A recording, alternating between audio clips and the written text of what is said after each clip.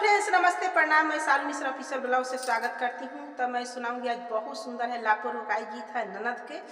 गाड़ी जैसा भी आप लगे आप लोग कमेंट में बताइए। अच्छा लगे लाइक शेयर सब्सक्राइब जरूर करिएगा।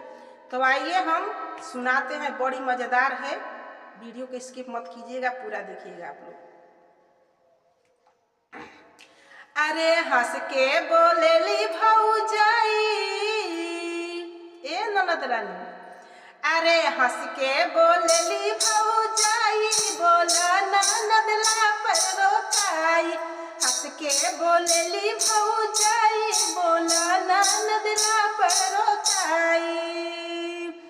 अकिया लेबू मरद किया लेबू देवर, बोला अरे किया लेबू मरद किया लेबू देवर। अकिया लेबू हमर भाई, बोला ननद लापरवाही। अरे किया लेबू हमर भाई, बोला ननद लापरवाही।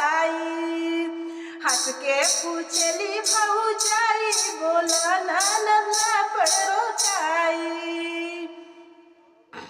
अकिया लेबू हलवा किया लेबू कुदारी, अकिया लेबू हलवा किया लेबू कुदारी। अकिया तुहू लेबू हरा हवा, बोला ननद लापरवाही। अकिया तुहू लेबू हरा हवा, बोला ननद लापरवाही।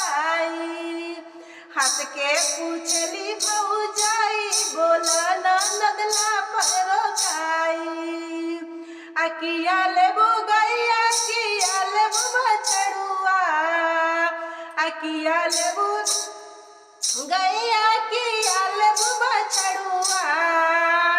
अकिया तुहू लेबू जड़ा सरवा, बोला ननद लापरवाही। अकिया तुहू लेबू जड़ा सरवा, बोला ननद लापरवाही। हंस के पूछली भौजाई, बोला ननद लापरवाही। अकिया लेबू बकरी किया लेबू बकरा, किया लेबू बकरी किया लेबू बकरा।